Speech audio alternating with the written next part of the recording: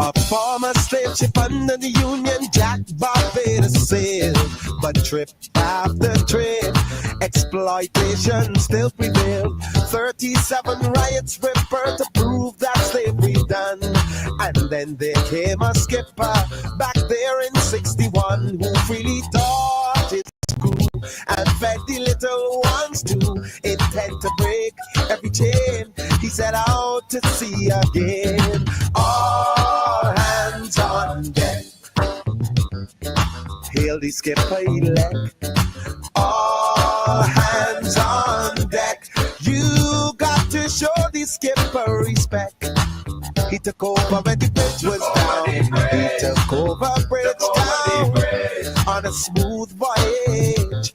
He took over the bridge, take over the bridge, skipper, take over the bridge, take over the bridge. We know you can get it, man. All right, good night, Barbados. Good night, Caribbean. Good night, the world. All hands on deck. Show the skipper respect. This is the first Prime Minister of Barbados and it's the one and only, the Right Honorable Errol Walton Barrow. I'm twisting up my tongue tonight. What's wrong with me? It's the Right Honorable Errol Walton Barrow. Good night, everybody. How are we doing tonight? Is movie night, and I am so happy to see everybody here already. And you know, we got to greet everybody before we go into the national anthem. You know that we have to greet everybody. And let me start. I'm starting at the top. I'm seeing a Barley Bruno. Oh, Barley Bruno. I don't remember seeing you before. Welcome, Barley Bruno. And I'm going to ask you, Barley, to share and to like. Yes? Judy Jilts. I'm seeing a Judy Jilts. Good night, Judy. Judy was on from 5:21 p.m. Oh, wow. And I'm seeing Teroni Hall. Good evening, Teroni Vernon Garns. Have you shared yet? Have you liked yet? Have you liked? Just click the like button. If you haven't subscribed, there's a little button there that you will see subscribe, and you subscribe. Welcome, everybody. It's a pleasure being with you here on the Marcia Week Show. And I just want to say to everybody, happy independence. Yes. And those in America, you have Thanksgiving tomorrow, right? Don't you? Happy Thanksgiving to those who are watching from the U.S. Peter King, good evening. Like Errol Callender here, watching all the way from Connecticut. Oh my goodness, Errol, good. You're welcome. It's a pleasure to have you. Behoy, I know Behoy is in New York. Happy Thanksgiving and a happy independence to us as well. Anti-corruption unit. Good night, Marcia. Good night, Jacqueline. Good night, ADJ. Good night. Have we liked and have we shared? And even if you watch the movie, watch it again, because we have a great discussion that is going to happen at the end of the movie. We have the leader of the opposition for Guyana is going to be on, and he is going to give his take on the Right Honorable Errol Walton Barrow, and he's also just going to look at we're going to look at the Caribbean at this time and see and see where we are. Where are we as a Caribbean people? And what would Barrow say today? Patrick Designs, good evening. Marcia, good evening. We also have with us the Honorable Robert Bobby Morris is going to be with us. Trade unionist is going to be on. We have Dr. The name is going from me. What's wrong with me? Our doctor from Kenya, Wangusi from Kenya is going to be on. Beverly Prescott, good evening. Bonnie Springer, good evening. Hi, Trevor, good evening. Oh, wonderful. David Chase, good evening. David, Bim, love you. Bim, I love you. Wonderful. Patrick Designs, good evening. Michael Jills, good evening. Joy and Faith, how are you doing? Oh my goodness, so many of you are logged on. Christine Morris, how are you?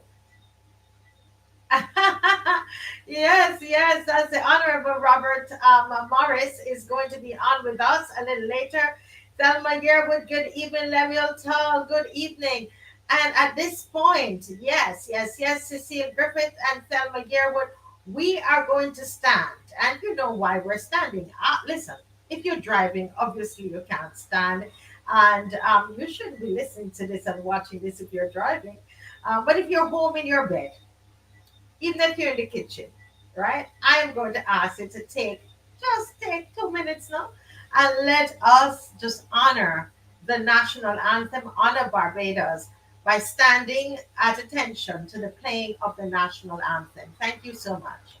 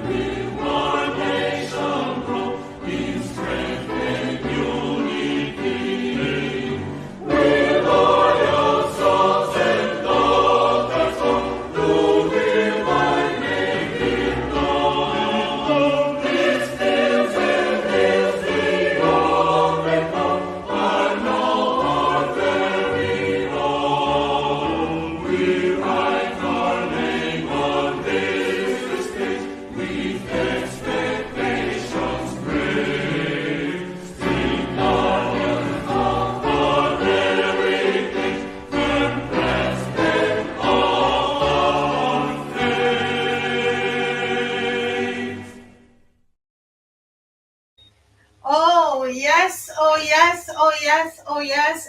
And as I was listening to the national anthem of Barbados, I was thinking that the first time that it was played would have been at independence, right? And I had the opportunity of meeting Irving Burgee in New York before he passed away. I think it would have been about 1 year before he passed away. And we have to give him credit for such a beautiful anthem that causes our hearts all the time to just melt when we listen or we sing it. It's a really, really beautiful anthem. And tonight we just want to honor all things Barbadian. Tonight we are blessed to be Barbadian. And so we want to honor them. And I'm being corrected by Miss Maxine McLean, and she says I need to say the right excellent honorable Errol Walton Barrow. That's what I need to do. I need to make sure I put the right excellent on it. So we want to honor him tonight and what he has done for Barbados. Now, I want to ask you again to like and to share. The movie is going to start in 5 minutes. And we want as many persons as possible locked on. All right? Locked on. We're going to have the Honorable Ralph Thorne, leader of the opposition of Barbados, is going to be our guest tonight after the movie is finished. And we're going to have a serious discussion about various topics in the movie. And we're going to, you can also pose some of the questions to We're going to make sure we read the chat, and you can post some of the questions to our panelists as well. We also have from Kenya, Dr. Wangusi, who, when he saw this movie, he said, Marcia, I was so moved. I was moved by this film, and we want to honor him and thank him for making that decision to join us tonight. That's Dr. Wangusi. He's from Kenya. And we have Honorable Robert Bobby Morris. Bobby, we have to say Bobby so you know exactly who he is. But he is the Honorable Robert Morris, and a trade unionist, Barbadian, son of the soil, one of our national treasures. And he's going to join us as well for this very, very important discussion after the movie tonight. And we also have the Honorable Norton from Guyana, and he is the leader of the opposition in Guyana. And we are so thrilled to have him with us tonight, and he's going to be joining later. So if you're from Guyana and you're watching, we're going to ask you to share it. Your leader of the opposition will be on tonight, and they will all be speaking about our the right, excellent Errol Walton Barrow. Let me make sure I get the title right. We're going to be talking about him, and look at what's happening. We're talking people from Kenya, Guyana, and they're going to be just sharing their thoughts about Mr. Barrow and his type of leadership and governance. Now, a little bit about the film. I want to say that this film was produced in time for our 50th independence. And this film has received quite a number of awards, and I just want to share a couple of them with you while we wait for the film to get started. We have received the African Movie Academy Awards, and that was for Best Documentary. Okay, Best Documentary, and we went to Rwanda and received that award on behalf of Barbados. That was a great honor. And then we also received in Los Angeles. This is the largest African American film festival in America. And this is a Pan African Film Festival, the Los Angeles Pan African Film Festival. And we came out a winner. We came out a winner. We received an award there. I mean, I could not believe it. And we also received for Female Director, Best Female Director at the African Diaspora Film Festival in New York. And that went to the director of the film. I wonder who that director is. And then we received in Barbados, we received the Governor General Award. The Governor General Award, this film received right here in Barbados. Of course, we received several awards at NIFCA Gold Award, etc. And we actually, this film is going to be screened in New York. Will be screened in New York on December 3rd, right there at ADIF, New York City 2024. Right there, you see the lineup. They put the cursor there, Barrow Freedom Fighter, and we need to be proud of this as Barbadians. This is a Barbadian film, and I tell you, every time they have a screening, have a set of screenings in New York City, this film is featured. This is a festival that gave us the Best Female Director Award, and there's so many other awards. I would not bore you with all of them tonight. I just picked out the some of them for you. But we are very proud as Barbadians that we could do something, that we could take it all the way around the world in the U.S. and we were still there. We still came out on the top. I think that is wonderful. Come on. I think that is wonderful. And we want to thank everybody who worked to make this film. I want to thank the Fronda Stewart administration for coming alongside and for making this possible, making this film possible. I must thank the Honorable Stephen Lashley, Honorable Stephen Lashley, who was the Minister of Culture and who worked very hard to make this happen. Maxine McLean as well, and everybody. And of course, the former Attorney General of the USA, Mr. Eric Holder, Attorney General to Obama. And he, as you're going to see, that he was also featured in the film.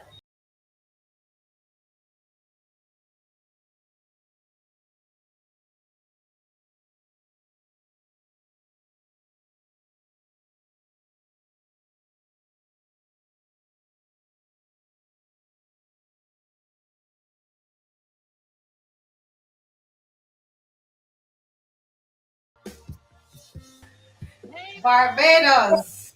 Barbados. Why is it I'm feeling all teary eyed? Why? What's going on? Why is it that I feel all teary eyed? I would have watched this so many times and seen so much of it, but I still feel teary eyed watching it. No, this is really really very special for me tonight. And I yes, it brought tears to my eyes watching again several times this evening. And yes, it was. Please don't go. Remember, we have a great panel discussion lining up for us, and I can see some of our panelists are coming in. We have the Honorable Aubrey C. Norton from Guyana. He's a leader of the opposition, and he's going to be joining us very soon in a couple minutes. And I have Dr. Wangusi is going to be joining us as well. So please, I see people are leaving. No, we don't leave, don't leave, don't be fooled by the all the credits that's going up. I am so glad that you stayed back and that you watched the movie tonight. We didn't have our usual show, but you stayed on and we watched this movie tonight, and I thank you all for the compliments. But most importantly, what we are happy about is the message of the film, the tremendous message of the film. And with that, I want to let me just start by welcoming our guests who are waiting to come on. We have the Honorable Aubrey Norton, leader of the opposition in Guyana. He's a leader of the People's National Congress Reform, that's the PNCR. He has been involved in politics since 1972, so I know he knows about Mr. Barrow since 1972. And he was the head of the Office of Migration from 2018 to 2020. That's Mr. Aubrey Norton. And then we have Mr. Wangusi. Dr. Wangusi is on with us. He's an environmental and social justice organizer based in Washington, D.C., and he's a former aspirant for the parliamentary seat for Langata constituency. And so we are very, very happy to have them. Let me welcome right here on screen with me is Honorable Aubrey Norton. I don't know if you recognize. Hello, sir. Good night. Good evening. Good evening. I know this has been a busy, busy day for you, sir, but I Yeah. am so glad In that fact, I'm in Parliament. I just left Parliament to come and engage in this issue. yes, well, we are so honored that I know that you have taken the time to join us this evening. We this is a real pleasure of ours to have you here. I know Dr. Bungusi is getting his technicals sorted out, and you're here early, and we're going to go right into it, sir. You are the leader of the opposition for Guyana, and you are also the leader of the PNCR there, the opposition party, one there. Now, sir, can you tell us before we go into the movie? I mean, you've been in politics since 1972. Can you tell us anything about Mr. Barrow that probably the movie didn't cover? Anything about Guyana's relationship with Mr. Barrow? Well, in Guyana, I don't know if you're our aware, but your camera is off. oh, uh, the camera is off. Yes, It's now your on. camera is off. It's still off. Okay. But we can still have the conversation with the camera off. That's okay. I Okay, know it you says would the have. All right. Okay, let me turn off. Let me put you back in the green room, and while we get that fixed. All right. Okay. Wow, it's done. Okay, he's right there again. So let me bring him right in. Yes, yes, sir. Okay, we can get to see your nice, handsome face. You have a lovely backdrop. We want to see you. What can you tell us? Anything we didn't see in the movie, sir? About the relationship with Mr. Barrow, Errol Barrow, and Guyana. Well, I think one has to uh, put everything in context. Errol Barrow, like many other Caribbean leaders, especially Michael Manley and Burnham, they Yes, traveled to the United Kingdom to study. They studied at a time when the Cold War had now begun. yes, Um, by after World War II, you had the Cold War, and a lot of these leaders were in the United Kingdom. They were, most of them, I know for sure, Barrow, Burnham, Manley, and Pierre Trudeau of Canada, were influenced by Professor Harold Lasky, who yes. was who was a left-wing theorist philosopher. Call him what you want. Yes, And so in England, they were exposed to left-wing views and theories. In fact, it is felt that it's that kind of theory that caused both the split in Barbados with the Barbados Labour Party and then the emergence of the Democratic Labour Party. In Guyana case, it was originally the PPP, and in 1955, the same year with Barrow split, Burnham split from the PPP, and the PNC emerged.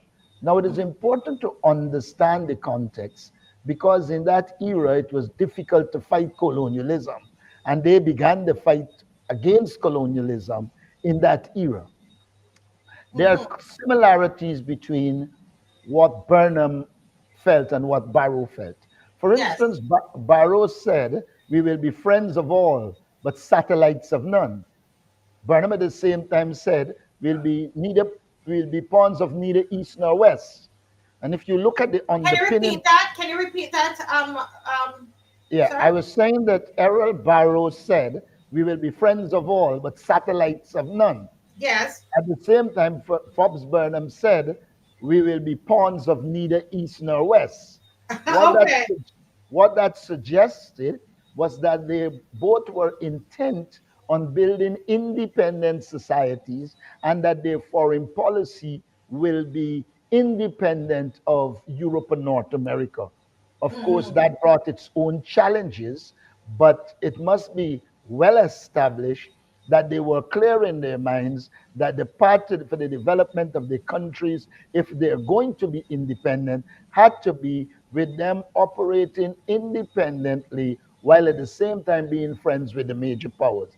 And I thought that is one of the things I should bring out.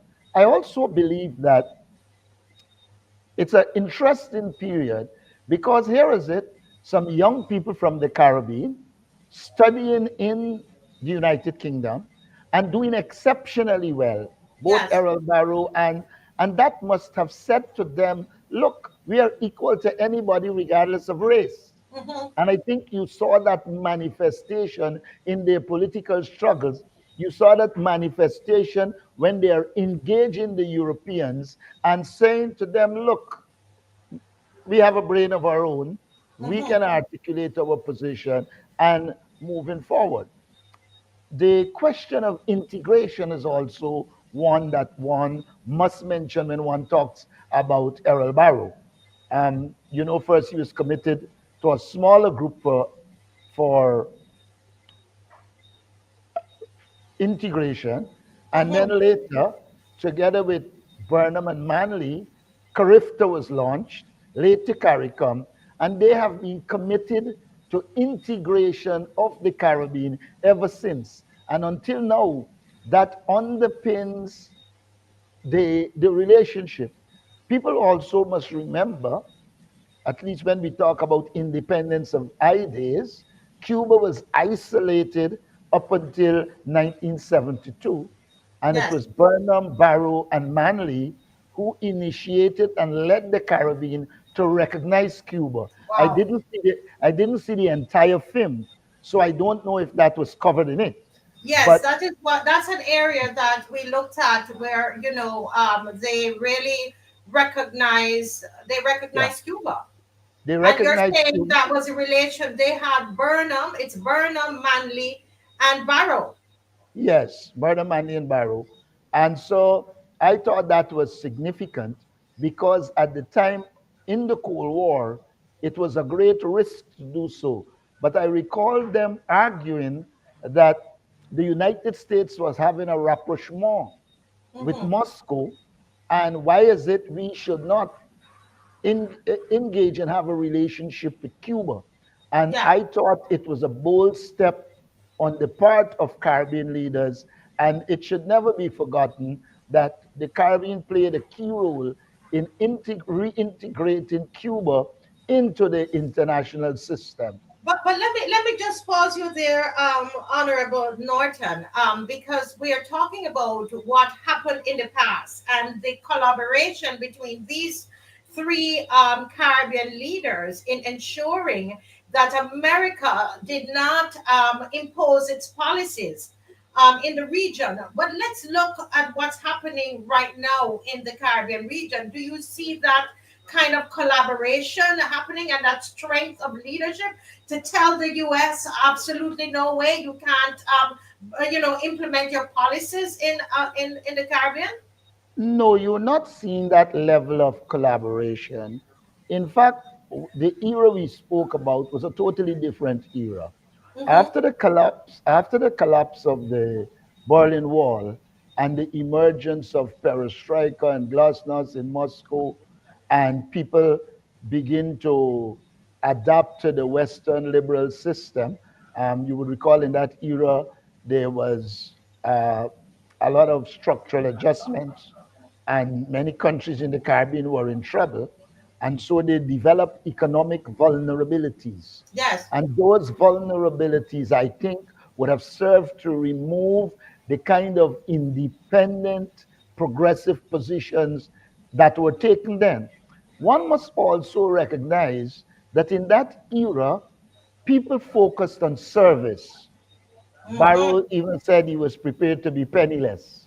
Mm. Barnum, at his death, regardless of the rumors, was not a rich man. Now, one of the significant differences is that in those days, the focus was on serving your nation. It Yes. wasn't as transactionalist as it is now. The world has changed. And what you have is the pursuance of a lot of self interest, one, and Yes. nothing is wrong with self interest, but not at the expense of the wider community. And so the approach to leadership has changed, and many of the things that would have made those persons popular are not the going thing these days. Things these days, essentially, the going thing is what is in it for me. Yes. Unfortunately, that what is in it for me has changed the Caribbean and changed leadership in the Caribbean. Mm-hmm. And so we have to find some mechanism for leaders to understand that it has to be more than them, and it has to be about serving the people of the Caribbean. And I believe as we speak about Errol Barrow, we must remember that Errol Barrow was an intellect with a common touch. Yes. Burnham was an intellect with a common touch. Um, so, in some regard, was Michael Manley. Yes. Now, it is important to understand that because it determines how you serve your people. And if you look at the policies that Burnham, Barrow, Manley put in place, they were all aimed at serving the people of Guyana. When many of them came to power, there were hardly any secondary schools as such in the society. They put secondary schools across the Caribbean. There was limited access to university. They work assiduously, and a first degree is now a normal thing. We take it for granted. But then there was a time when it isn't. So we have to see them, the NIS in Guyana, the social welfare program in Barbados, are all a reflection of their commitment to serve people rather than themselves. And so Yes. I think as we honor Errol Barrow, we must recognize that, yes, he was a fine intellect, but he had the common touch. And Yes. I think, in fact, in my own country, I face the criticism of always being on the road with ordinary people. But I believe real politics is on the ground. Yes. The Yes. internet and social media, etc., do exist. But when you are on the ground, you have an understanding of the people, you have an understanding of their problems, and therefore, when the time comes to govern, you are au fait with the problems and can put the solutions in place. And I think one of the things we have to be wary of in the Caribbean is the political elite becoming elite in the sense of a disconnect with the people. With the And I think people.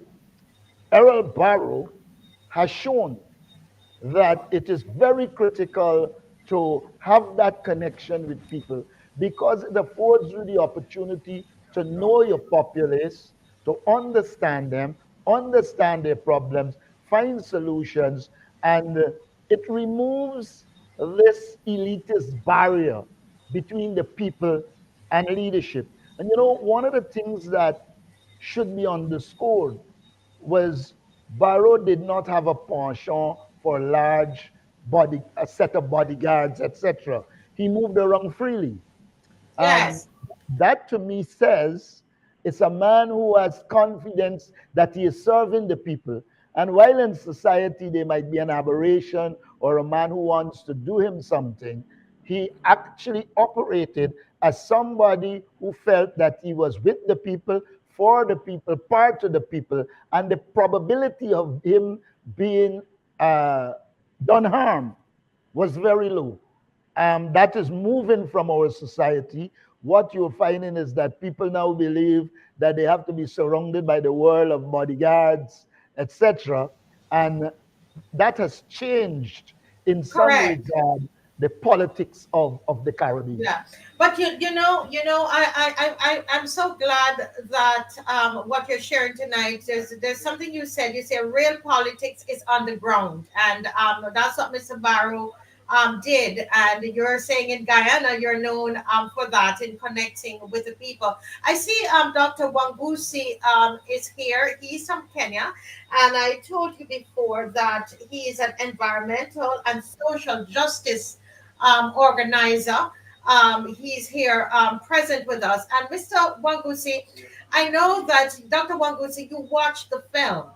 And you watched it probably about 2 or 3 weeks ago. And you said to me, Marcia, I was really moved by this film. Is it that down to earth nature of Barrow that moved you? Exactly what moved you in this film? So before I answer your question, it's a pleasure to be here. Warm greetings from Washington, D.C. And Honorable Norton, it's such a pleasure to meet you. Warm greetings from both myself, my family, and the great people of Kenya from the homeland. It's very nice to see you, Marcy. It's a shame we were not able to connect when you were due here in DC. So I was a stranger to Caribbean leadership, politics, and the perceptions that both leaders and citizens have of their government. But there's some very strong similarities, and I think that's why I was so not only moved by first just the quality of cinematography that was achieved in making of this movie, but also the description of the man. Earl Barrow reminded me in many respects of Nelson Mandela in many ways. And in fact, in one of the documentaries highlighted in the movie, they talk about him not having had the opportunity to become the world leader that he had the traits for.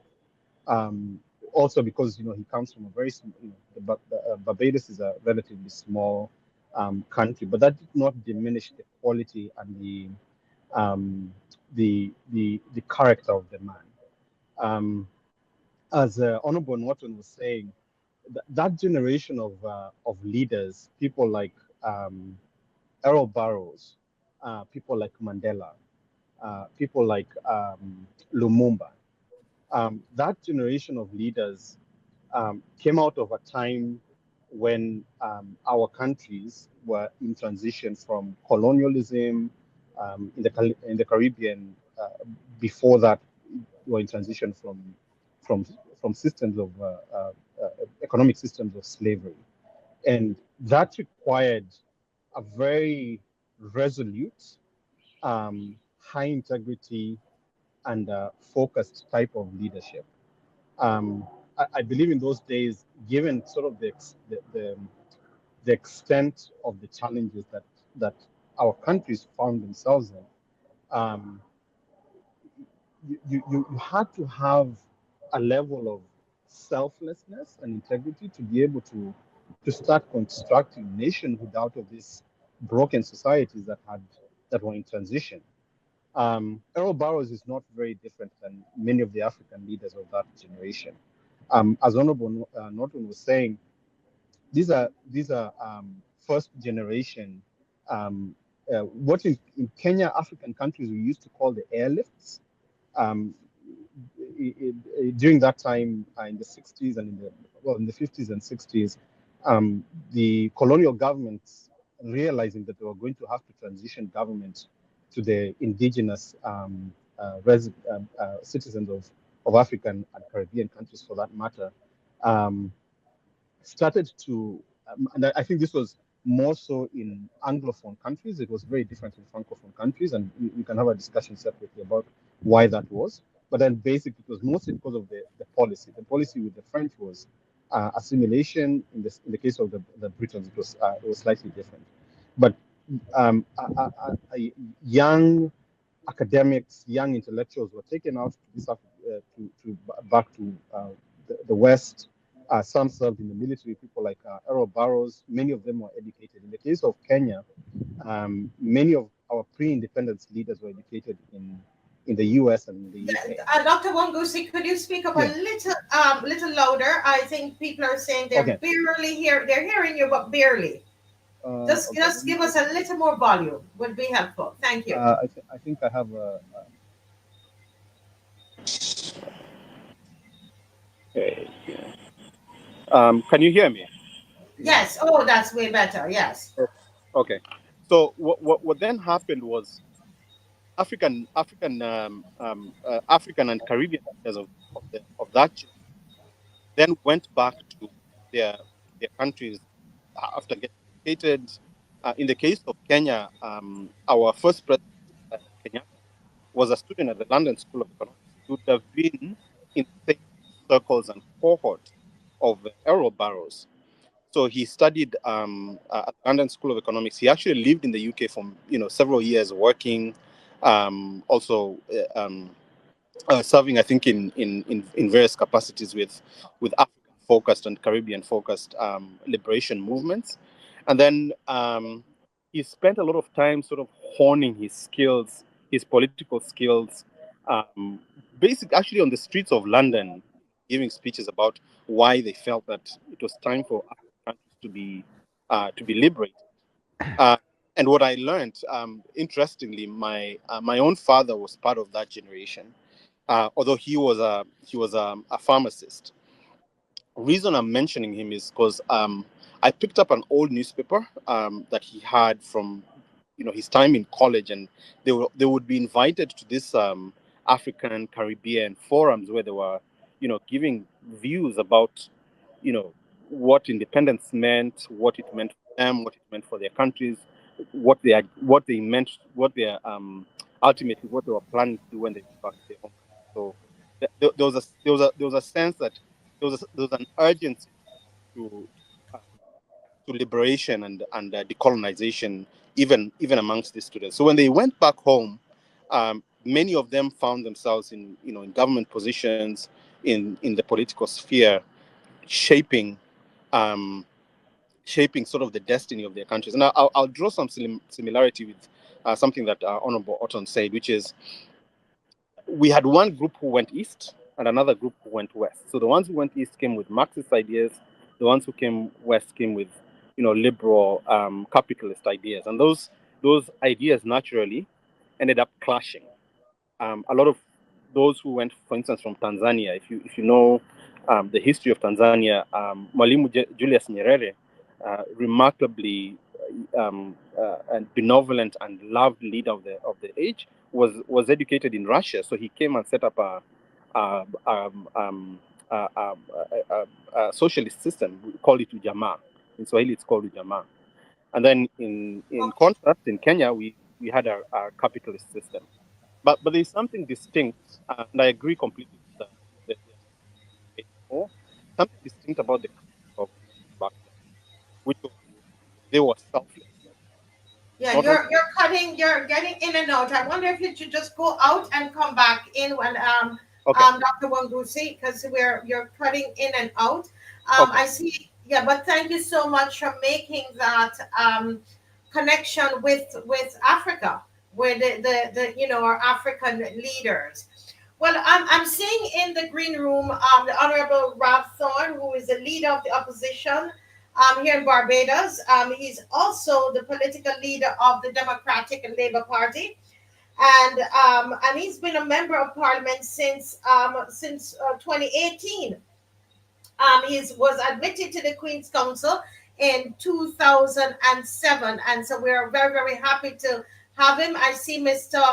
Honorable Robert Morris is there. He's getting his technicals all set up. So in the meantime, I'm gonna invite Mr. Thorne in the studio. Good evening, Honorable Ralph Thorne.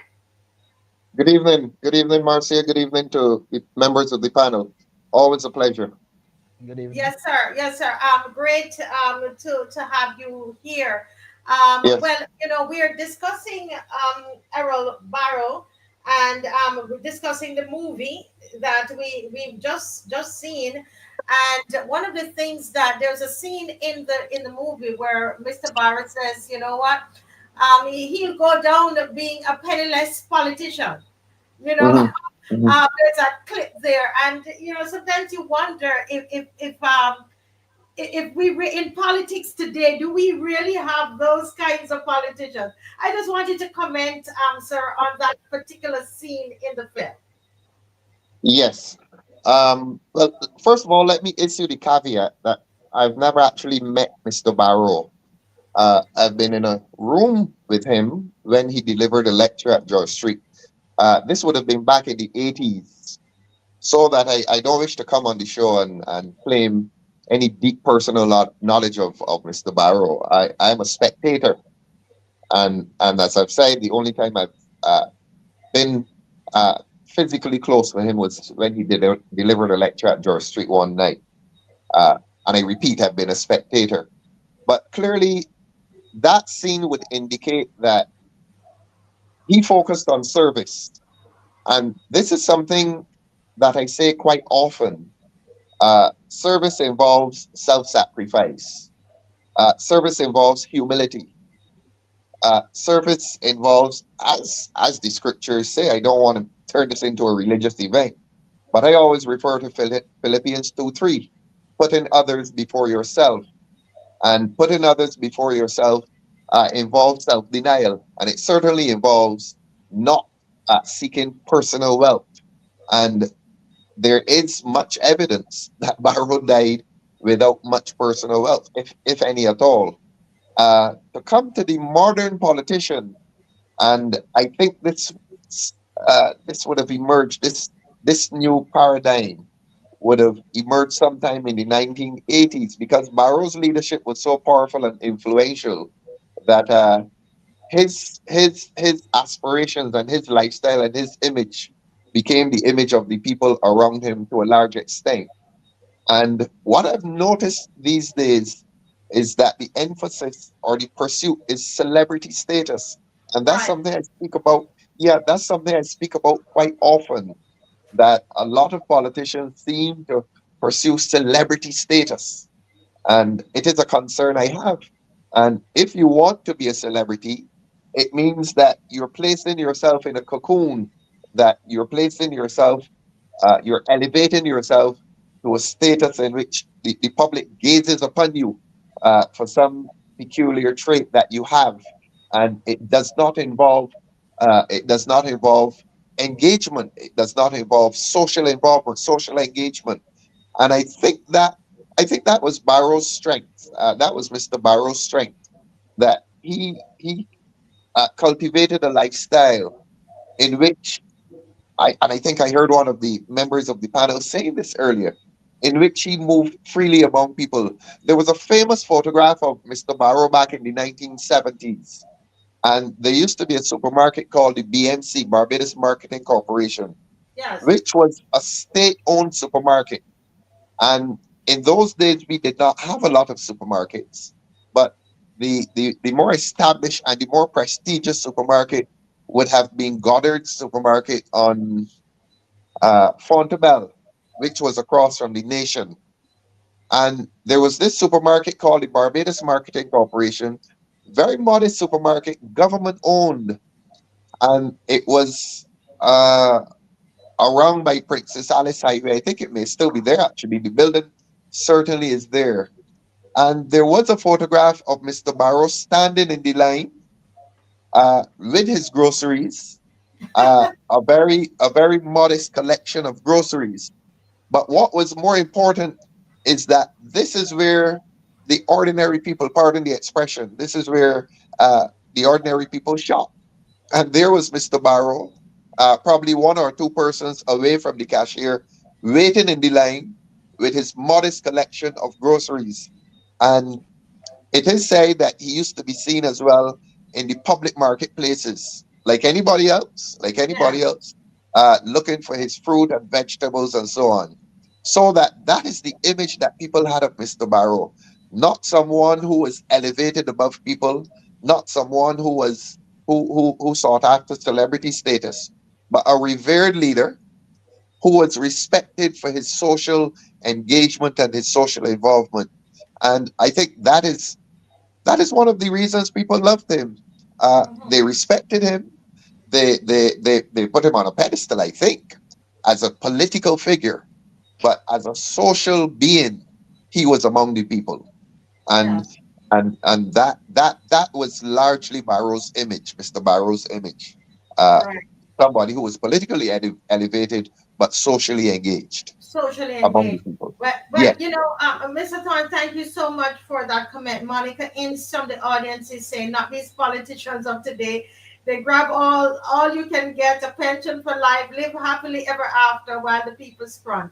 Well, I'm Yeah, not sure it's all it of has them. become a living, and that's the problem. So it has moved from service to a professional pursuit. You know, it used to be a calling. It is no longer a calling. Yes. The pursuit has been professionalized, and you become a professional politician, and so you go after terms and conditions of service. You go after terms and Yes. conditions so that you intend to not only to be comfortable, but a lot of people go in intending to be wealthy, and that Yes. has been one of the great problems Yeah. of politics in the Caribbean. Interesting. Well, Dave had that little clip there. I don't know if he was gonna put it back up for us with Mr. Barrow in the supermarket, and he was choosing pigtails. If we just play a little bit of that clip. Yes, Yeah, yes, Dave. yes. That's I think that's in the BMC. And as I say, the BMC was a supermarket which was patronized by, pardon the expression, the common man and the common woman. Yes, yes, yes. Well, I don't think we're going to. Okay, we're going to get that clip. Can you go ahead and play it quickly, Dave? And you Thank you. got it? And that is a pigtail skipper. Pigtail? That is no miserable thing in no pigtail. Get it back in your bucket. Ah. See that? No. That is a pigtail. Nice, nice. All right. Thanks, man. Thanks for looking over. Anytime. Yeah. So from then on, I knew how to select the pigtail. Pigtail. I see, the Honorable Bobby Morris joining us, and we're all smiling at that because it puts us all at ease to see, here's this man that was, as Mr. Thorne said, was put on such a pedestal, but then had such a common touch. But Mr. Honorable Bobby Morris, there is a scene where Mr. Abed said that Barrow paid for his whatever he was importing into Barbados, that he paid for them at the airport. Right, he was a prime minister, but he insisted that he said, what is wrong with him not paying customs at the airport? Right, and all of us trying to get away with not paying custom duties, but Mr. Barrow wanted to pay his custom duties. What are your thoughts about that? Welcome to the show, Honorable Bobby Morris. Thank you very much, Marcia and Dave. It's a pleasure to be here. Of course, I saw the movie many years ago when I first came here and enjoyed it. And it was a pleasure seeing it again and to see a lot of my friends who actually participate in the meeting, in the program, people like Trevor Marshall, Leonard Sandy Church. You use a wide variety of Barbadians and Caribbean people to deliver a wonderful picture. I just want to touch on some things, starting with what you asked about. I just want to touch on some things that I don't think have been touched on yet, a few of them. And the first thing is that Eric Barr was a supremely open and honest person. And therefore, he knew that it was highly unlikely that anybody would find him doing something wrong, going through our airports or coming back from somewhere. But he also knew that there were people who would use their office to do it. Because in many cases, if you're a parliamentarian, you might not get the same kind of scrutiny as the ordinary traveler. And he would make sure that he made himself available to any officer to do what had to be done. As a matter of fact, at one time we had immigration officers inside the departure lounge. I think they were moved at some point in time. I don't know why, but we always had in the early days under Barrett, immigration officers in the departure lounge, in the arrivals lounge. They were everywhere so that you weren't able to get away with anything untoward. But that's the first point I would want to make in response to what you said. His honesty is very important. I want to stress, however, that I don't think people understand the kind of family that Arabar came from. We heard, for instance, that his grandfather was a welder and that sort of thing, and a blacksmith. The man owned vessels that travel across the Caribbean. He owned schooners. He used to travel to Trinidad and Tobago and St. Vincent. He was a wealthy man. He had stores in Bridgetown, a number of stores in Bridgetown. So in those days, if you have schooners, if you own schooners and operate schooners, and you're traveling, selling things in the Caribbean, you certainly were not have been considered to be a poor person. Yes. And we need to understand his background, first of all. Arabar was able to display a kind of gentillesse because he came from what could be considered the aristocracy. He came from a man called O'Neill, an Irishman who had plantations in St. Peter. Yes. And it so happened that he got a hold of a woman called Malvina Husbands, a colored woman, and got Joseph O'Neill. So Joseph O'Neill started with certain endowments that benefit then his Arabar, his grandson. O'Neill left a great deal of property around Roebuck Street, around Queen's Park side and so on, to his family. And I want to say also he had the blood of Samuel Jackman Prescott in him. So where you have an O'Neill and a Prescott combined, he also has the blood of an African chief called Cato Peter, who lived in Tobago. Now, Monica Prokop, who unfortunately passed away some time ago, Monica knew them very well and knew the time when the O'Neills and others were living in Tobago. So they were well off. They were always well off, and they always came from a certain status. And O'Neill, Joseph O'Neill, was a vestryman. He became a member of the vestry in St. Lucie at the Yes. time when other people like the Alleynes and so on, who were top of the plantocracy, were also in that vestry. O'Neill was there with them. And he was able to get his children, his daughters and so on, into secondary school, not by begging the vestrymen, but paying for them.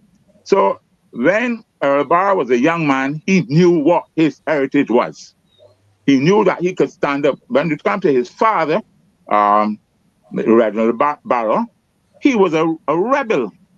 He rebelled against the Anglican Church. He did not like what the Anglican Church was doing. He left it, or rather, he would say they got rid of him from the Anglican Church. He went to Dennis and Croy, and then he went to the United States of America. And he went with the AME Church after. He just changed his religion because he did not like what the Anglican Church was doing. For instance, as the headmaster of the Alleyne School, he realized that funds that should have been going to the school were being used by the planters and repairing the roads to their fields. So he spoke out against that. He went into the pulpit and spoke against it. So Eric came from that kind of That was family. the stop. That was the stop that he came from. Well, I thank you so much for that piece of history because I think it's so important. Let me ask Honorable Aubrey Norton, the leader of the opposition in Guyana.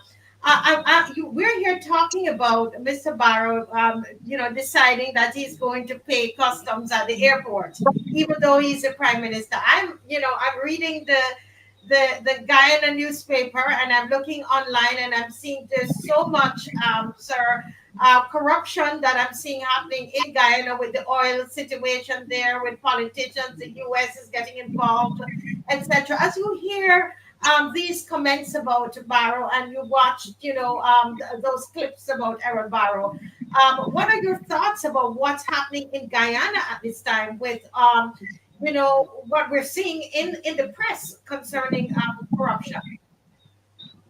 In the first instance, one has to recognize that Guyana's changed since then. I did say at the beginning that leaders in the 60s and 70s focused on service, and many of them were organized to serve the people of Guyana. At that time, even when our party, the PNC, left government, there was no president, prime minister, or minister that was wealthy. Um, and the records will show that none of them became wealthy, though there was a period in time when a rumor was spread, I think through the Ebony documentation, that Burnham was the fifth richest man in the world, which turned out to be true. At his death, he had little or nothing. No, but things have changed since then. And what you find is that you now have in government people who are not part of the political struggle. In the early days, it was Burnham and Jagan. And while they might have differed politically, they were both committed to clean, honest government. That has changed since Dr. Jagan's death in the People's Progressive Party. And in fact, they are now considered the most corrupt regime Wow. in the Caribbean. And that is also true because they have attempted to remove all the guardrails of a democratic society so that they can use the wealth of the society for self-aggrandizement. And that is one of the reality that we face. And in an attempt to not let that happen, We did, while we were in government 2015 to 2025, sorry, 2015 to 2020, develop a sovereign wealth fund with the sole purpose of ensuring that the money goes into the fund, it is accounted for, etc. The PPP, as soon as they came back to government, changed it, and now they are at a point where they can take 95% of all the oil resources. And if you have access to that kind of resources, then without any uh, transparency and accountability, corruption will prevail. And corruption here is not solely at the level of ministers, it has permeated the entire society, and Wow. it is something in government we will have to address. I mentioned early about service, and then the society does something else. The society, I think the last speaker referred to it in some regard. The society has now attached a lifestyle to political leadership. And that lifestyle is one that is only satisfied by opulence rather than a lifestyle that suits service. And like I said in the introduction, I know people who say to me, you're not presidential because you lime where ordinary people lime. Yeah. I don't share that view. I believe when you lime where ordinary people lime, you spend less for one, because the minute you start to go to the best places in the world, you pay for it. But not only do you spend less, you also meet and engage the people that you should be engaging, the common man, the ordinary man. Unfortunately, the Guyanese society has become a corrupt society in which the political elite gets rich. In fact, we say at present that most of the resources they are developing contracts, etc., and they are going to their families, their friends, and their favorites. If you walk Guyana, you will hear everybody talking about the family, friends, and favorites enjoying themselves on the wealth of Guyana. It's unfortunate, but that is the reality that is being faced. And it has to What be is happening. Well, thank you so much. Thank you so much for that insight on what is happening. Let me go to Dr. Wangusi. Dr. Wangusi, um, I have a general question to ask you. I know, as I said, you watched that movie and you were really moved by it. I'm asking, do strong political leaders pay a price for being upright for the people? Do you think that strong political leaders pay a price for being upright and for the people? Yes, they do. Uh, and unfortunately, there's a constant tug of war between righteousness and evil, even on the political sphere, as we are describing now. And I think what has generally happened to change the type of leadership or the type of leaders that we, I'm really surprised to hear that both in Africa and Caribbean, corruption, the order of the day, friends, rights, and Italy is also a statement that we hear in Kenya uh, and other African countries. Are we hearing him properly? Are we hearing Dr. Wangusi? I'm not sure. I'm not hearing well. Can you hear me? It's Yes. going in and out. Yeah. Uh, So I think, let's try again. Keep going and let's see how yeah. it works. So with respect to leadership, unfortunately, what happened in many of these countries was uh, the political elite realized that they were controlling natural resources and state resources, and instead of using those resources for the benefit of their citizens, they started to use them for their own benefit. In Yes. Kenya, for example, there were large acquisitions of land by the political class. Uh, the use of mineral and natural resources for personal benefit. And then, unfortunately, um, over and beyond that, they would then move those resources outside Kenyan borders. Uh, so, anybody who would challenge that status quo, and we have a long, long string, very many Kenyan upright politicians, to answer your question, who were outright assassinated because of taking a stand, including non-political leaders. For instance, we have a famous priest, Bishop Muge. who was assassinated by one of the previous regimes in Kenya.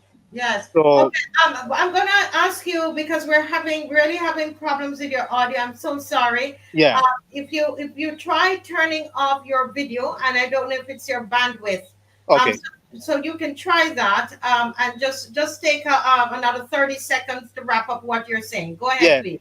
yeah. So I think that the short answer to that question is really that the type of leadership, as many of the other speakers are saying, in both the Caribbean and Africa, and changed significantly from uh, the Barrows and the Mandela generation to the Ruto and uh, Motley generation now.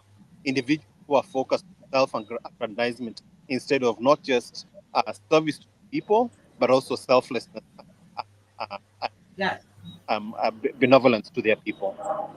Yes. Thank you, Dr. Wangusi. I'm so sorry. Yeah, We're sorry, hearing in unable to parts, talk. It's a pleasure and to all. yes, really sorry about that. Thank you so much. Mr. Thorne, I want to ask you, when we speak of the topic of vision, which would have caused Mr. Barr to invest in, say, education, tourism, school meals, pension schemes, etc., does this correlate to his stance of frequently being among the people refusing large security attachments, etc.? Do you see any kind of correlation with that? Yes. First of all, I'd say you mentioned economic investment in tourism, but it would have all started with education because when Mr. Barrow won in '61, and I've told this story before, Mr. His partner, so to speak, was his political partner would have been Mr. James Cameron Tudor, who became Sir James. And one night, Sir James told us at university that when they won in '61, the night of the victory, Arubara turned to him and said, "Well, what are we going to do?" And Mhm. Sir James told us, he said, "Education." And they said, "Good." And that was it. That was the birth of of the vision because it was a fairly strong mandate, and Bobby can confirm this. And therefore, education was where it all began, and that was the vision for Barbados because we discovered that education is not only about material uh, enfranchisement, but education is about elevating an entire society.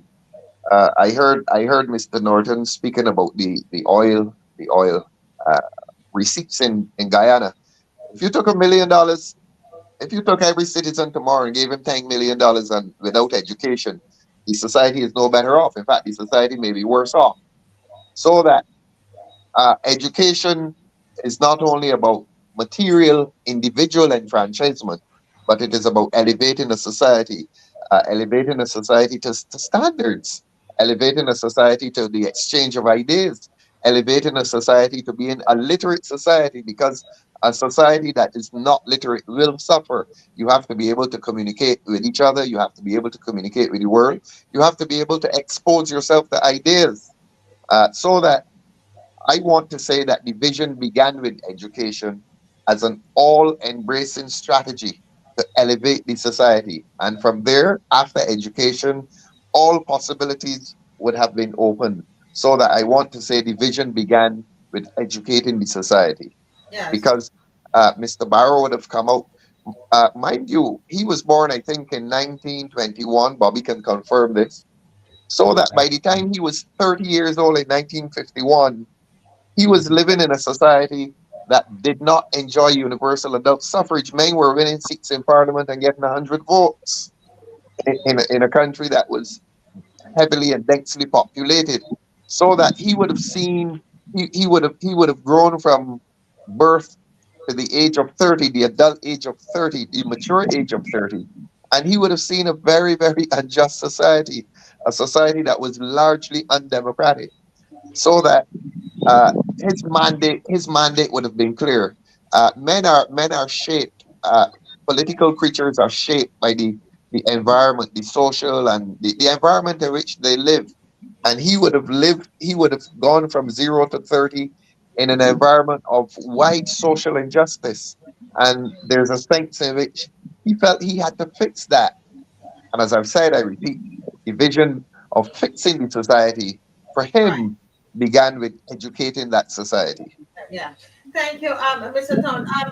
We're talking about vision and the vision that Errol Barrow had, which Mr. Thorne is saying started from education. Then you got the tourism and the pension schemes, etc. Correct.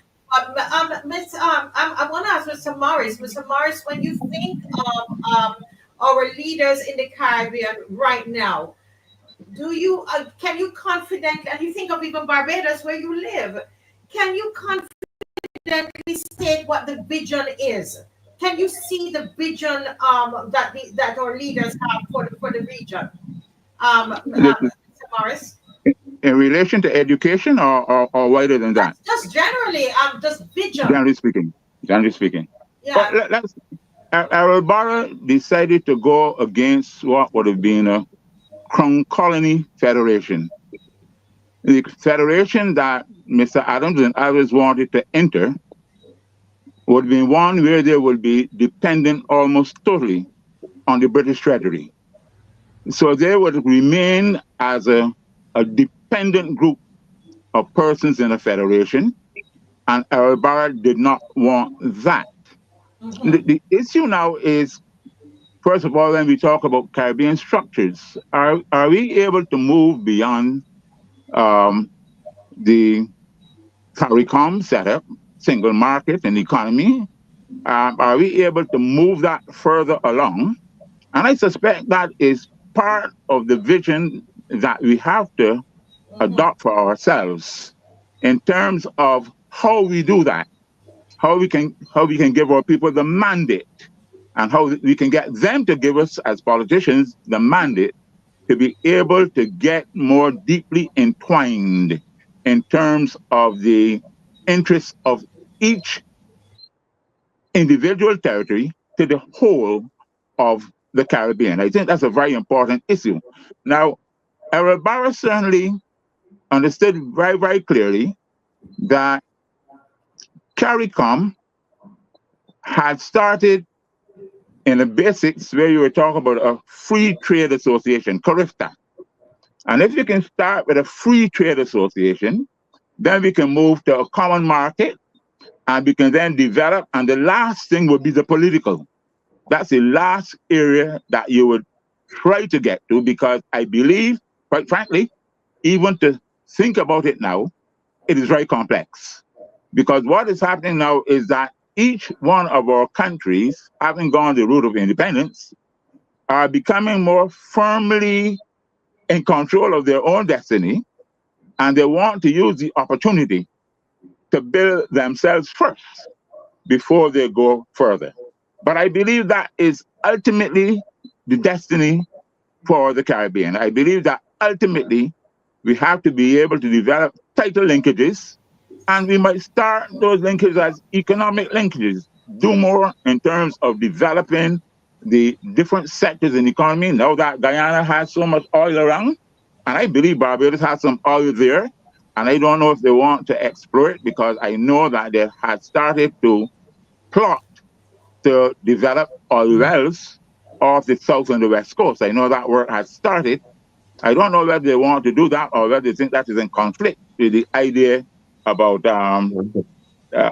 climate change and the impact of oil in the environment, etc. I'm not sure where they're going in that regard, but I think that clearly that is a possibility, as we see that there is more wealth, natural wealth, that can help to build this. And then if Barbados went in that direction, they'll certainly get help from Trinidad. They will get help now from Guyana. The experience is there. And God knows where else might we discover that some oil. But I believe that what we have to do is to build that economy. And when we get on a firmer footing, we can move to the other political base. But I think it's going to take some time to get there. Yes. We shouldn't rush it. Thank you so much, sir. I see that Mr. Norton, you have a very short comment on the whole concept of vision, or evaluating whether do we really have a vision for this region and for our individual nations. In Guyana, I'm campaigning on what we call a people-centered vision, meaning putting the people first, center, every point. I do believe that the people must be the focus. I agree totally with the focus on education. If you look at all the countries that would have developed and developed properly in the world, they develop first their people. Human resource development is very, very critical. Um, I heard the last speaker, and he focused a lot on the free trade and economics, but I also have a view that we can also do the cultural things. Music tend to integrate us.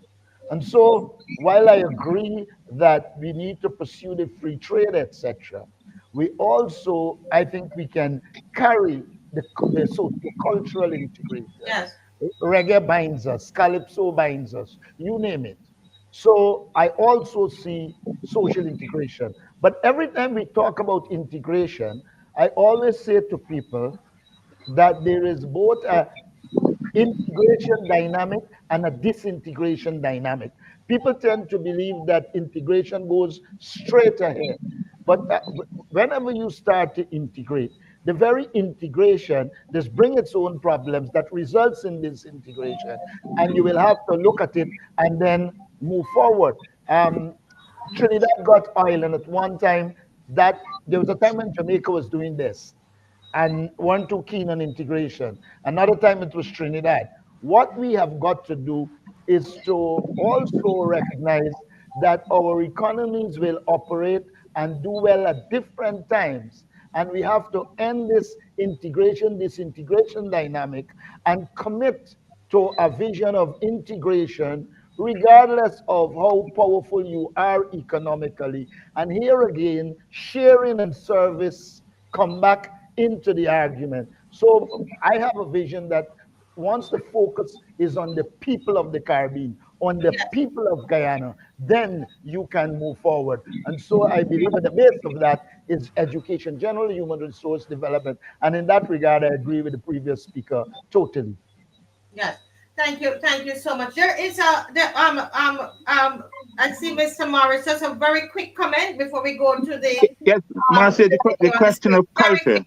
Yes. The question of culture that was raised, people are not aware, but Errol Barra gave the mandate to Julian Marichaud to restart what we call crop over.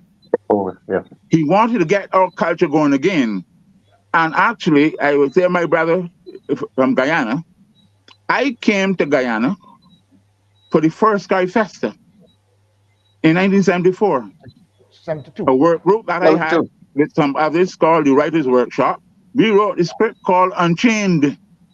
And that was because we felt that Barra had lifted some chains. So we did a play that we called Unchained. And we came down to Guyana and performed.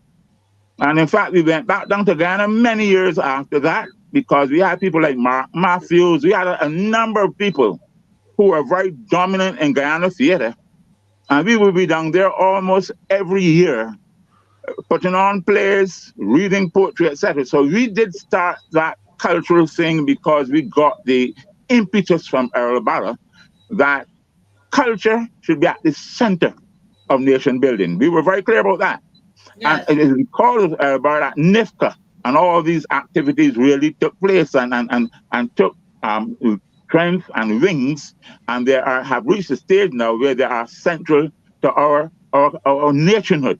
You cannot think about a nation of Barbados without thinking about NIFCA and our cultural industry and our cultural art. So I think all of them are intertwined, and I think, if I may say this, since my colleague is here from Guyana, I think that Guyana and Barbados have a lot to do with what the future is. We used to talk about a Southern Cone group that would have Barbados, Guyana, and Trinidad, the Southern Cone, doing something together, the threesome, and perhaps pulling the others along with us. And I don't know if that is still part of the discussion, but certainly as a diplomat, that is one of the things that I used to push for all the time. We had several exchanges with Guyana. We sent students down there, and they sent students up here to our Hospitality Institute. We had started the whole process about sending lambs, black belly, sheep down there. That was started way back in the about 20 about after 2012, about 2012, we started this exchange of sending the semen of the black belly sheep. We didn't send them the sheep, but we sent the semen so that you can start the breeding there, etc. There's so many areas of communication that is necessary between our countries.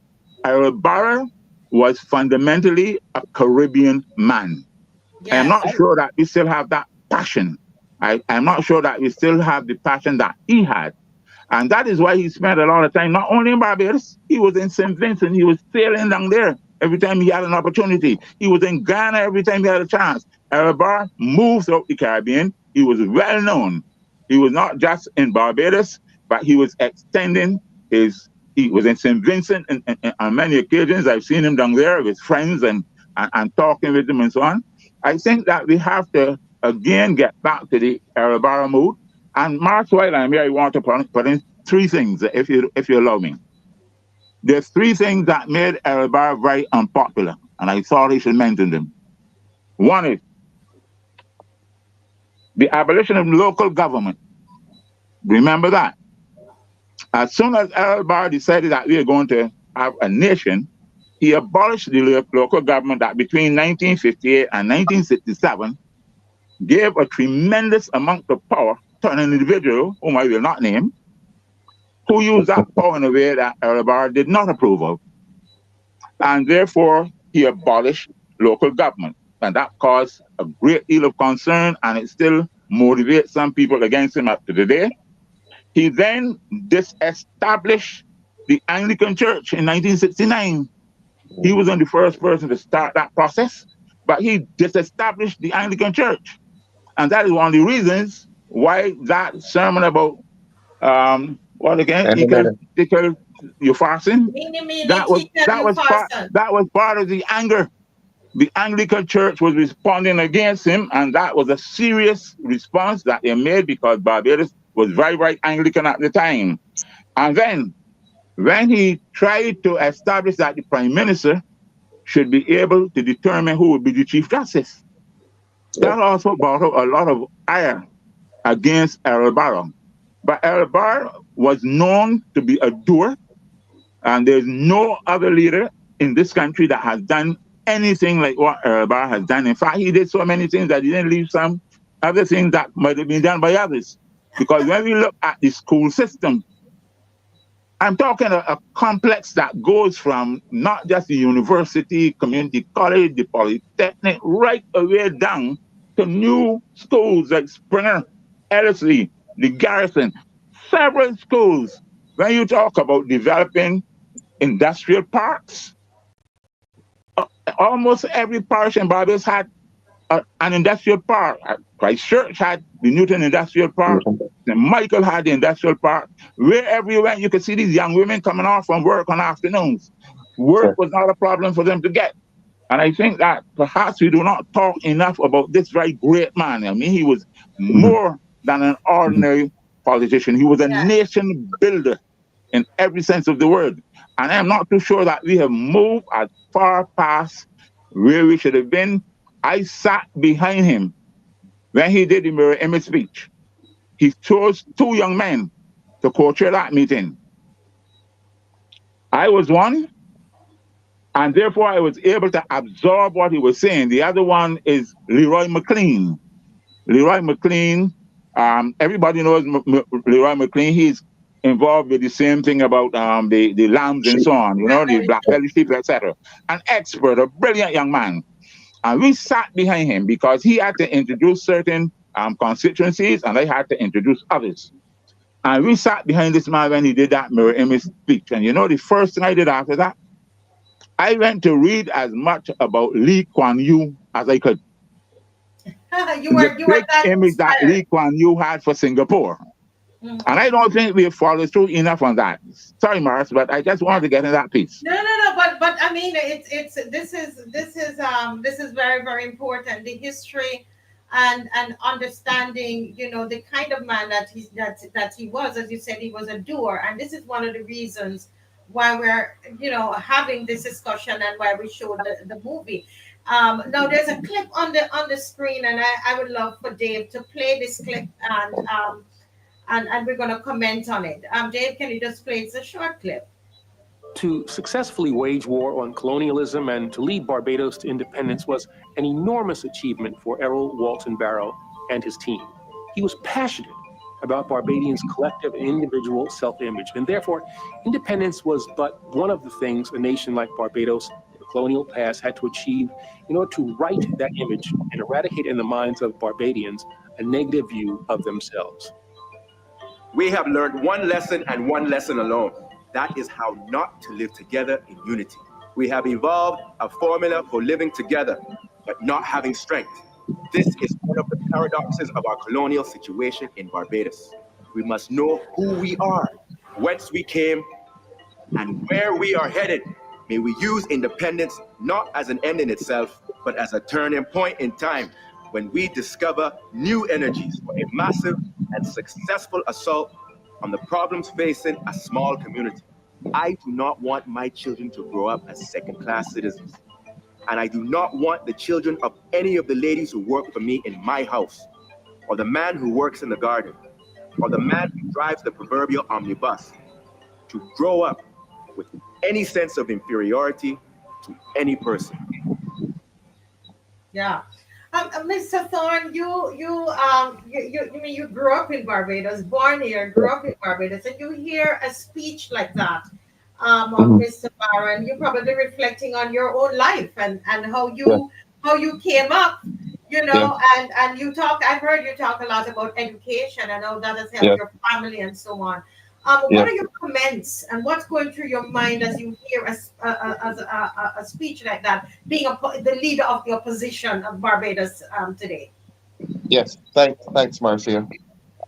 What shot out at me listening to that extract was the word identity. Again, at two levels. I spoke of education at two levels: the individual and the national. Identity. Individually, he is saying, look, the son of my house help, or the daughter of my house help, must be of equal status, even to his own children. That's what he's saying, and that is so amazing coming from a leader who will look at his house help and say, look, your child, the child that you left at home to come here and work in my house, must be of equal status to my child for whom you're working. And Bobby will tell you that is rare. It is rare that a man will say to his house help that your child is equal to my child. And he would have been reversing a social arrangement that had existed from time immemorial, from the time of settlement in Barbados, because the dominant class never encouraged the underclass to see themselves as equal. So that he is speaking of identity at the individual level, and he is speaking of identity at the level of the nation, because at the national level. And a country cannot properly define itself unless the individuals properly identify themselves, so that identity is holistic in that sense. And I tell you, listening to that clip, that reveals a man of amazing self-confidence, a man who is willing to say all children are equal, and it doesn't matter what is their origin, that they are equal. That's quite amazing. A lot of leaders don't think like that. I heard Bobby refer to Mr. Barrow's aristocratic origins. That is not normally the thinking of aristocracy. Aristocracy always tries to preserve a social hierarchy. Here's a man who is willing to dismantle a social hierarchy for the benefit of an entire society. As I say, identity at the individual level, relating itself and being related to national identity. In other words, unless the individual is liberated, the nation cannot claim liberation. That's deep. I see. Let me go to. I want to go to Honorable Norton, because I know in Guyana, and I'm hoping that Dave can find the clip of when Barrow went into the bank and asked where are the black people, etc. And I could see you moving in your seat as you heard Honorable Thorne speaking. What's your contribution to this this part of the discussion, and specifically to the clip that we just watched? The thing that jumps out at me is him saying you shouldn't be inferior. If one looks back at when they went to England and they were doing well and beating Europeans, I think it had developed a sense of confidence in them. And so they felt that many of them, Forbes Burnham, for instance, from Guyana, a little boy from a place called Kitty, went and was excelling. And so what happened, while they were in Europe, they developed this self-confidence that, look, we are beating these people who we call our masters. And therefore, anybody who gets the opportunity can do it. In my own experience, had Burnham not bring free education when he brought it, I might not have had a university degree. But because we had free education from nursery to university and we had developed a system, I was able to move on, get an education, and come from the lower class and move up. So I think this whole question of inferiority, the Caribbean leaders of that era developed in us national pride, Caribbean pride. And that allowed many of us to challenge the system.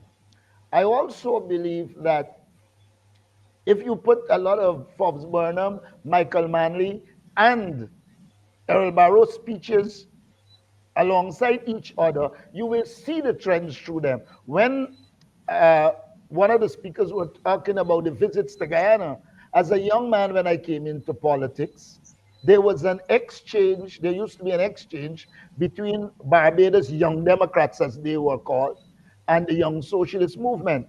I met Thompson for the first time on those exchanges. I think there was Commissar, I don't remember totally, Dottin, and a number of young people in Barbadian politics, and we met and we discussed. In fact, at one time we were talking about the Caribbean youth movement. So I am one who believes that they helped us to develop national pride. They also help us to understand that we were individually small populations, and if we integrate, then we will be better. And that is how Burnham made the famous statement, integrate or perish. So a lot of what Errol Walton Barrow did resonate with me because I see the similarities between Guyana and Barbados, at least in their era of leadership. It is sad that it has changed and it is no longer that way. But I do believe we have to begin again to promote engagement and integration between the young people of what he would call the Southern Cone. That is an argument by itself.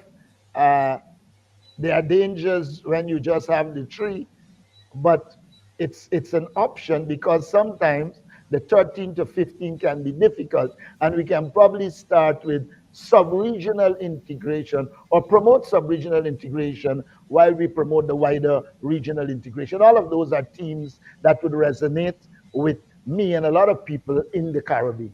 Yeah, excellent, excellent. Let's just take a quick look at this this clip and make a comment. We have another probably about 13 minutes before we go. Dave, can we play that clip? Yes, go right ahead. In or their socioeconomic background. Wait, where the black workers? What's going on in here?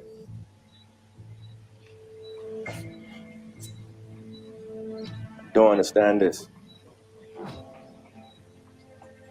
It was therefore not surprising that some white Barbadians were afraid that if Barbados became independent and Mr. Barrow was prime minister, they might lose their jobs to black Barbadians, as at that time, many of the more lucrative jobs were held by whites.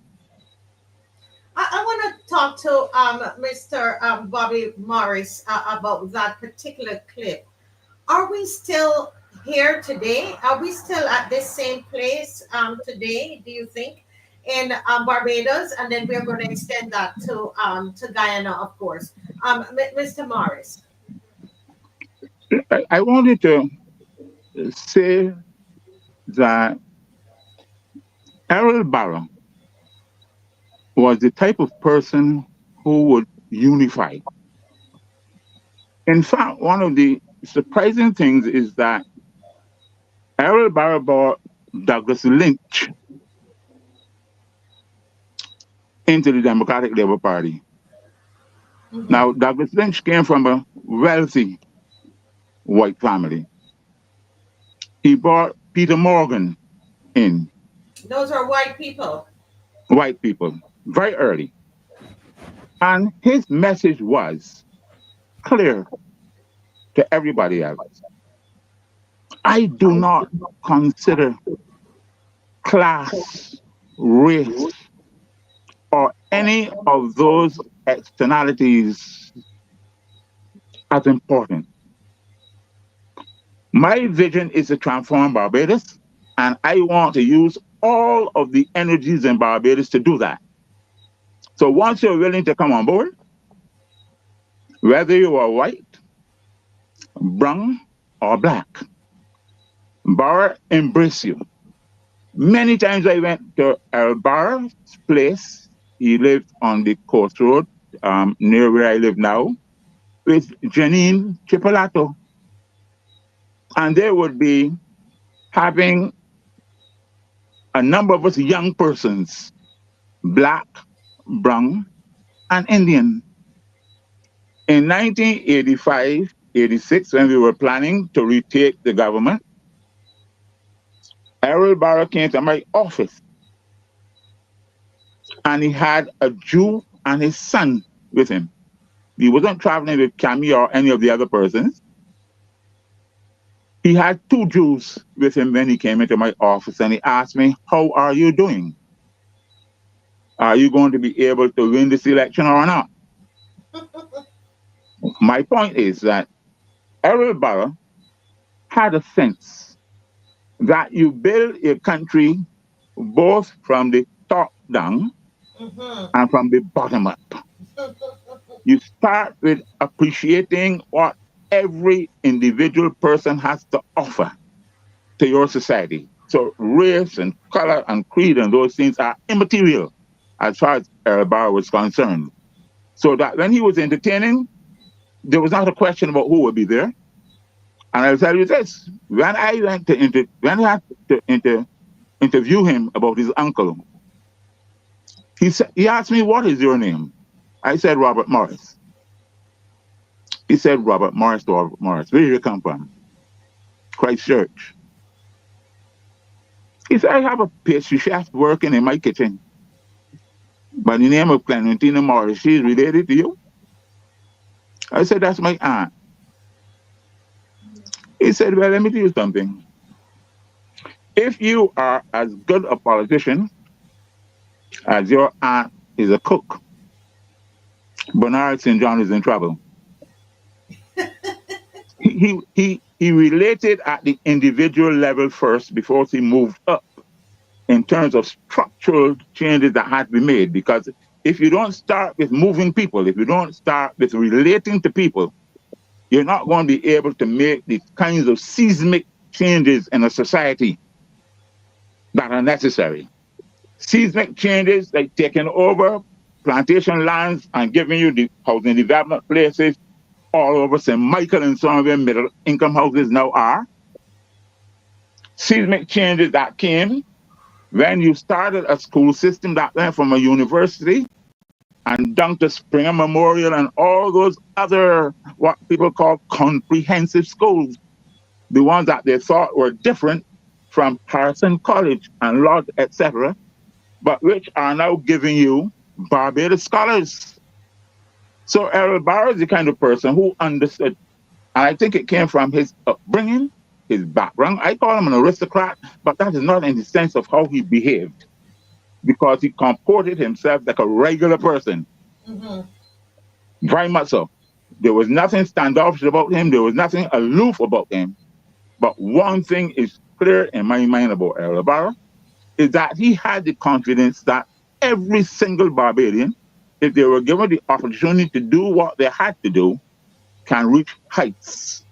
And if that move at the individual level, the country itself will be able to grow by leaps and bounds. And that's my impression of the man from working very close with him.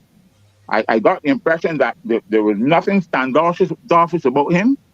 He welcomed dealing with the ordinary person.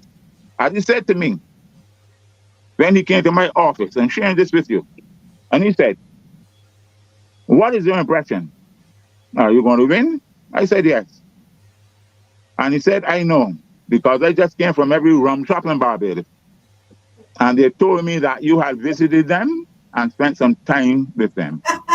So he's connecting with, as you said, from the ground up and from the top down. Let me go. We have 6 minutes left. But I want to ask Mr. Norton, Honorable Norton, this question about what's happening in Guyana in terms of, the racial, the climate there. And do you think that it's so important to try to, to integrate certain sectors within Guyana? Is that something that's important to Guyana at this time? And give us a short version, because we only have 5 minutes left. Okay, 1 second. I unmuted you. Go right ahead, sir. I'm so sorry. Go right ahead. Yes. I was about to say that at present, we continue to complain about the level of ethnic discrimination in Guyana. More than 90% of the contracts go to one ethnic group. I've argued that if the resources in Guyana are handled properly, meaning they are allocated in a fair way to all sections of the society, then we can deal with the ethnic problem. But as presently structured, the actions of the government, they are exacerbating the ethnic problems. You can use the resources of this country in such a way that it brings people together or it divides them. I think how it is being used is pushing division rather than unity. Or however, I do believe with a government that pays careful attention to the needs of the people and allocate those resources in a fair way, look at all the regions, the various positions of people in the society, and ensure they deal with the underlying problems. If that approach is taken, we can attenuate the ethnic problem rather than accentuate it. Unfortunately, the present environment is one of accentuation rather than attenuation of the tension that exists in the society. Yeah. And that is unfortunate. In the 4 minutes that we have, which we had more time, but we don't have more time. We only have 4 minutes. I want us to each. I wanna ask a final question that I'm going to ask you, please, to take a minute to answer. Okay. So let me start with Honorable Rob Thorne. We are here looking at Mr. Barrow, and we are looking at his legacy. We're looking at the vision he had for Barbados and even the region. And you are you're the political leader of the Democratic Labour Party here in Barbados. Do you think that the party still carries the vision and philosophy of Errol Barrow? And how important is if it doesn't, how important is that right now to the wider Barbados that that the DLP is carrying the vision and philosophy of Errol Barrow? Okay, 1 second. Not your fault, my fault. Can you restart? That was our error. Go right ahead. Yes. If the party does not carry the vision and the philosophy of Errol Barrow, the party has lost its identity. And it is important for the party to embrace that vision and that philosophy. Mr. Barrow became premier in 61 and prime minister in 1966. This country, as an independent country, is a mere 58 years old. In terms of a country's national development, that's an extremely short time. Uh, and we tend to overestimate time. 58 years is a very short time in the life of a nation, so that you do not dismantle the foundation of a nation after 58 years. I want to say that the project in education, the project in national insurance, the project in legislating for succession and legislating family law legislation progressively, that project is unfinished. The social and national project uh, formulated or shaped in 1961 and 1966 is still unfinished. And I go back to education. The education project is still unfinished because it has provided a basis for this country's national development. But as time has gone on, there's need for reform. So that the need to reform, you must reform from something, and you go back to how it started and reform on that, so that the philosophy, the orientation, the vision within 58 years or within 63 years is the country is still young, and we need to relate to that original philosophy, that original vision, because uh, the country is not and has not been entirely developed socially. There are still hierarchies present in this country, which still make life difficult for those at the bottom. And that explains a lot of the social the crime. A lot of the crime can be explained in that way. I mean, a lot of crime is related to deviance, but a lot of crime is related to a lack of opportunity. And there are a lot of young people in Barbados who are not involved in crime, and they're leaving Barbados because they use one word: opportunity. And unless we relate to the social problems that we have here, unless we relate to the reality that uh, the country may not be offering opportunities to as many people as it should. The fact that that is happening means that we cannot abandon philosophy. We cannot consider ourselves a post philosophy nation. We must relate to that original philosophy. Of course, we must modernize it, but we cannot. It is like trying to fix a house and ignoring the foundation, Foundation. ignoring that the fact that a foundation exists. Yeah. The Barrow philosophy, the Tudor philosophy, is foundational to the development of this country. And you can develop this country for the next 50 years, but you must not neglect that foundation, that Foundation. foundational philosophy, that set of ideas that made us who we are. And not only made us who we are, but continues to make us who we are becoming. And hopefully, who we are becoming will relate to that original philosophy Yes. in a very progressive way. Very interesting. Very, very well said. Let me hear, Mr. Morris. We're 10:01, so we have half a minute each. For My, you and Honorable Norton.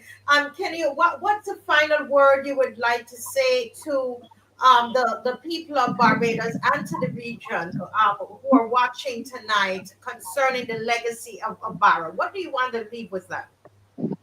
Thank you, Mars. Actually, I will be very brief. I believe that when Barrow pointed us to Singapore and Lee Kuan Yew, I don't think we follow him sufficiently.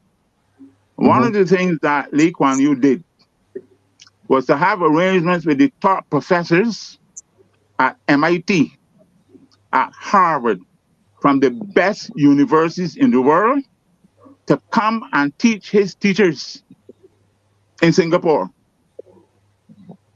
And we will have to move to that direction. We have to go head hunting. Sometimes we think that the ones that we have here are good. Nothing wrong with that.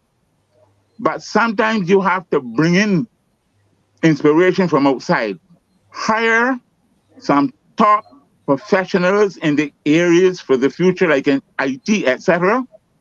Go head hunting them in America or wherever they are and put them to work at KFIL. In my view, We're spending an awful lot of time turning out lawyers and doctors. Yes, we need those. But we need technical persons. Yes. We need engineers. We need chemists. And all those persons that can create something that is new and something that is different. So we have to go to Lee Kuan Yew. And we have to say, use his methodology of bringing the best teachers, hire them. It's going to spend some, you have to spend some money to bring your top professors. You just want them for 5 or 10 years and to download on your best students while the other teachers are dealing with getting people through things like CXC and that sort of thing. We're going to be dealing with the top persons who can move the economy, because the intention will be to make them change makers, change breakers, creators. People are going to a new direction. And that is what we failed to do, because we did not take seriously the mirror image speech and the reference to Lee Kuan Yew and Singapore. And Singapore, very small country, but doing excellently in the world, not only because of where it is located, but because of the internal strategies that it followed. So I believe if Barrow were wrong, he would be saying, but we haven't done what I told you. Well, you don't go back to foundations. Thank you very much. Very well said, Mr. Morris. And the final word, Mr. Norton. I hope I can be shorter than the two. Yes. In June of this year, no, let me start by saying, look, I did say to you that there are a lot of similarity between Burnham's philosophy and Barrow's philosophy. Yes. And I do believe that the philosophy is foundation philosophy. But I told my party Congress, June of this year, that while we can adapt, there are 3 core principles we must live by and guide our vision. 1, remove injustice from the society. Remove injustice from the society and produce an educated society. 2, build a strong, independent, self-sustainable economy. And 3, give the people of your country a high quality of life. If we could maintain those 3 core foundation principles of those leaders in that era, the Burnham, the Barrow, Michael Manley, etc., then I think we'll succeed. Yes. Thank you so very much. And it's 10:05. And I want to say a very, very big thank you to you, Honorable Aubrey Norton. I know you had Parliament today. I know Mr. Thorne has had several meetings today. Honorable Ralph Thorne, leader of the opposition in Barbados. And this was a big sacrifice. And we really appreciate you being on. And to the Honorable Robert Bobby Morris, thank you so much. I think this is so important that we not forget our foundations. If we're going to build, we can't leave our foundations. And Barrow is definitely a huge part of the foundation, not just of Barbados, but of the region. Thank you all so much for joining us tonight. And to Dr. Wangusi, whose technical did not allow him to stay on with us. Thanks to everybody and to all. Thank you very much. Good to see you, Ralphie. Yes. Thank you, Bobby. Good to see you. Thanks, Marcia. Thanks, Aubrey. God bless. Bye-bye. God bless. God bless. God bless. Take over the bridge. Take over the bridge. Take over the bridge. We know you can get it managed. Well, yo.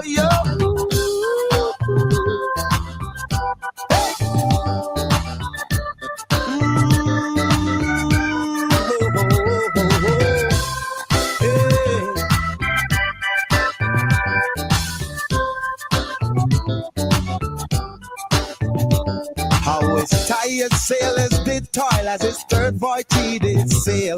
But there came a crisis in oil and it began to blow a gale. He avoided mutiny with his able-bodied men facing their fussy scrutiny. Good night, everybody. Thank you for joining. God bless. Good night. Good night.